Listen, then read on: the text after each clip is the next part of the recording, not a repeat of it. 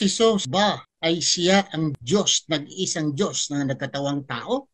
Or ang Diyos ba ay nanganak? Kasi hindi ito pareho eh. The only God incarnate, nagkatawang tao, siya, ang Diyos na isa, hindi naman dalawa, tatlo ang Diyos, apat, di ba? Ang Diyos na isa. Siya ba ang makapangyarihan sa lahat at nagkatawang tao? Hinukas niya, hinubad niya ang kanyang pagka-Diyos at siya ay naging tao? O ang Diyos ay nanganak? Tandaan ninyo, incarnation, nagkatawang tao, ang Diyos na isa, at nanganak, iba. Dahil pag nanganak ang Diyos, the God, the other one, the Father is existing. At itong isa ay anak. Pag sinasabi may anak, may ama, ang ibig sabihin may Diyos na bata, may Diyos na matanda.